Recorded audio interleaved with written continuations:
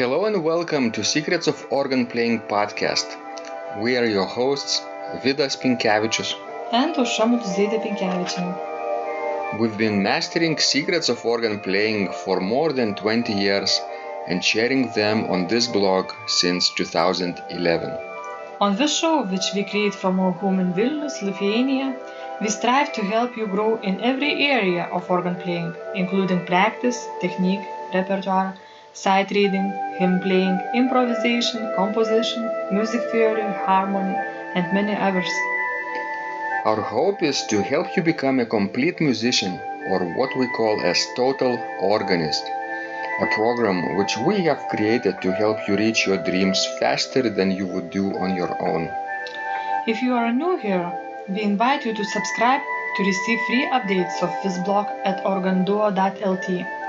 By subscribing, you will also receive free video how to master any organ composition and 10-day organ playing mini course. And now let's go to the podcast for today. Hi guys, this is Vidas. And Ausra. Let's start episode 329 of Secrets of Organ Playing podcast.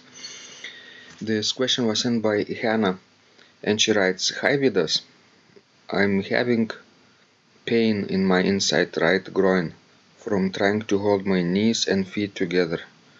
It was all I could do to do 10 reps of the master organ course week 2, day 1 this morning. I'm only 5'1" and it is difficult for me to perch on the edge of the organ seat to reach the pedals as you describe. I can only hope that the pain will decrease with time. I was not able to do all of the week 1 in the Pedal Virtuoso course last week, but am trying to be more faithful daily this week. But things are improving, more accuracy bit by bit. Hanna. So Ausra, what do you imagine is happening? Well, I think probably Hanna is working too hard. If something is hurting, then you're not doing it right? Well, yes, and I would like to talk a little bit about that, thing that keeping knees and feet together. Mm-hmm. I never did it for myself. It never worked for me. I learned about this kind of, thing late in my life. I mean, when I was already completely shaped as an organist. Right. And I never relearned to do that. But it doesn't hurt me for, not doing it. And I'm playing all kinds of repertoire, starting from Renaissance till, the modern repertoire. And I can do it perfectly without keeping my knees and feet together. Because as Hanna, me too, I'm not very high. And really, I don't have long legs. I don't reach things easily on the pedal board. Mm-hmm. So I have to to find my own ways to do things. And I think, each of us is very unique. And what works for, let's say, one person cannot work for another person. Mm-hmm. So always when you have rules, you need to take only what really works for your body and, not try to hurt yourself. You're right, Ausra. The idea of keeping the heels and knees together is simply to move both feet as a unit. Not two separate legs, but one. And for some people it's harder to do than for others because of body type and physique. And obviously, if you're playing in the far reaches of the pedal board, it's crazy to do this. I have to emphasize this. Never try to hurt yourself. Because it's painful and it will lead to injuries eventually. Yes, and as Hanna, says maybe, in time it will hurt less. if you want change something in your practice, your playing, it will hurt only more. Right. Because that's what pain does. It increases. It usually, unless you change something.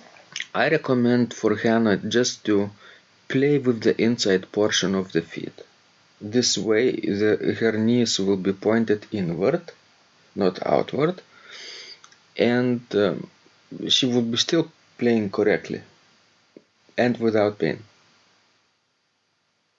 Because what do you think? Probably yes, because I never imagined how a person, let's say with a big hips, can put his knees and ankles together. It's kind of weird feeling. Right.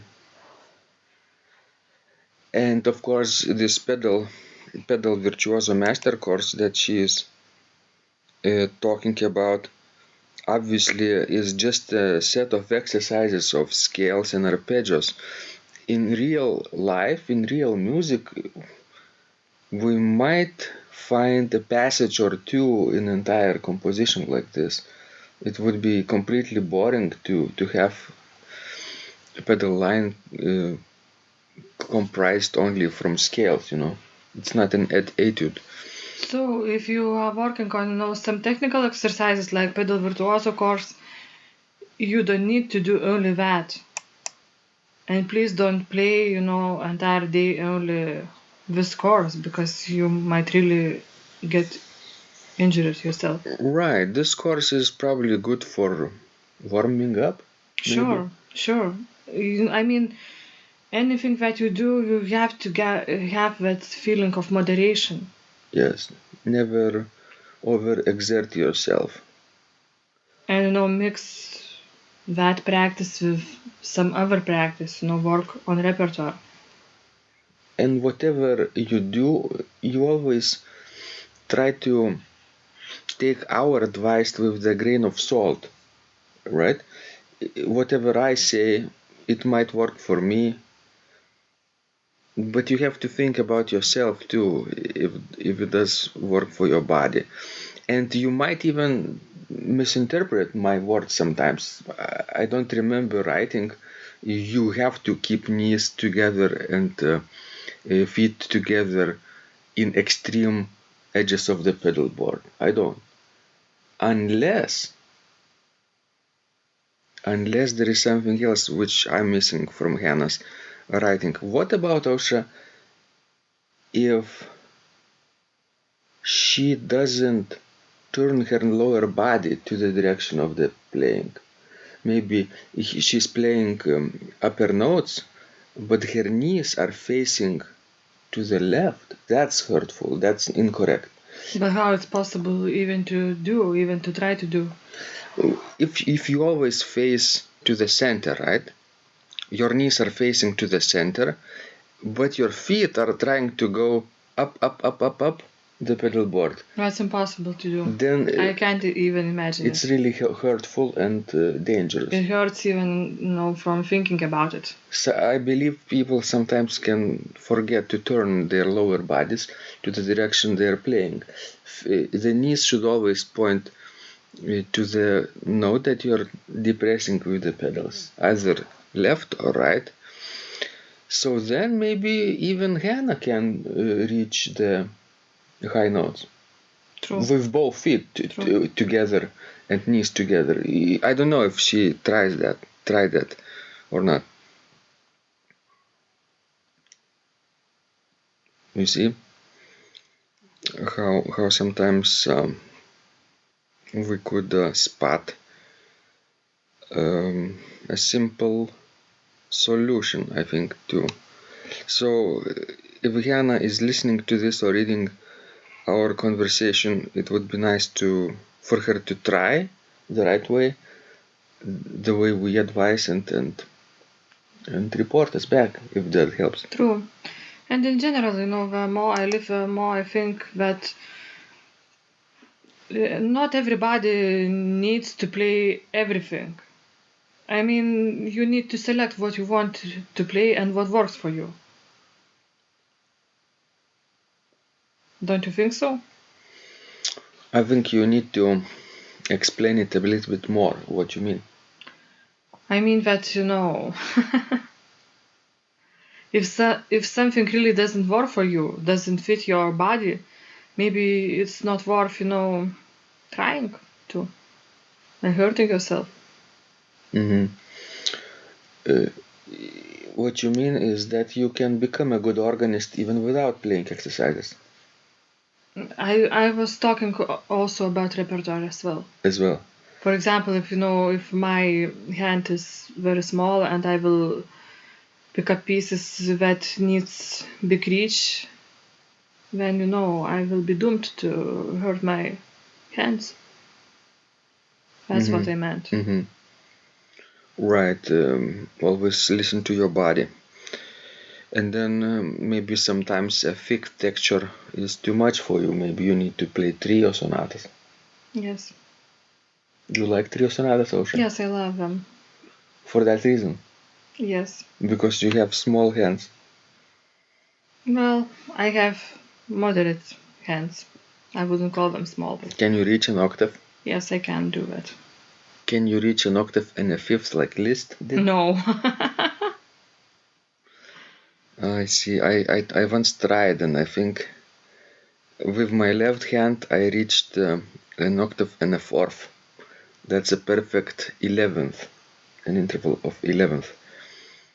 But only with the left hand, and with the right hand I can only reach a 10th, an octave plus a third. So you still have bigger reach than I do. What can you reach a ninth? Yes, yes. It's hard, but I can do that. It's very painful for the hands, but fun to stretch, just to see how far it can go. But never try, I think, some tools to stretch your hands. Never fasten your hands and fingers to some appliances, and like in medieval times they would torture humans. Don't do this. This wouldn't be nice. Excellent. We hope this was useful, Osha. Do you think it was useful? I hope so. Okay. I'm not sure, but I hope so. Let us know if you think our suggestions to Hanna were suitable. And it would be interesting to get feedback from other people who are not tall too. Alright. This was Vidas. And Usha. And remember, when you practice, miracles happen. This blog is supported by Total Organist, the most comprehensive organ training program online, where you will find courses for every area of organ playing, including technique, practice, sight reading, repertoire playing, hymn playing, improvisation, composition, music theory and harmony, with hundreds of scores and thousands of exercises. Here is what some of the students are saying. Hugh writes, "The sight reading course has helped me tremendously. Thank you very much for your essays, courses, and all your help." Robert writes, "I found the fingerings, registration ideas, and general comments to be excellent." John writes, "I have found your download very helpful. It was really excellent. I have watched some of your teaching videos, and when I read your instructions, I tried to imagine you were teaching me. You may feel disappointed that I am 2-3 days behind, but I am a slow learner, and I have committed to taking the time to get it right, as you say. But the other night my wife commented that she had never heard me play such a detailed melody in the left hand so well. My left hand is generally poor." Robert writes, "It has been a great pleasure in my life of having discovered your courses and material, as well as the YouTube work of recordings. You have a calm and pleasant way of teaching." Ron writes, "Hi Vidas and Osha, thank you guys. What a wonderful response to my email note to you. You've got me right, and I feel you understand my level of playing. Yes, at home, and lucky that I have an organ for that reason. I am paying attention to this, and I am going to try this no longer secret model. Yes, and I love Cesar Frank too.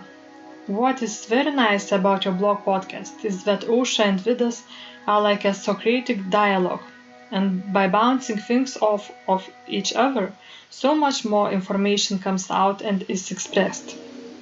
Your comments contain a wealth of information and understanding. I really appreciate this. It is very inspiring and will keep us moving forward. Would you like to receive the same or even better results that our students are getting? If so, join them at organduo.lt/total-organist. And of course, you will get the first month free too. You can cancel anytime. Also, if you haven't yet subscribed to receive free updates of this blog, make sure you do that at organduo.lt. By subscribing, you will also receive free video, how to master any organ composition and 10-day organ playing mini course. This was Vidas. And Usha from Secrets of Organ Playing. And remember, when you practice, Miracles happen.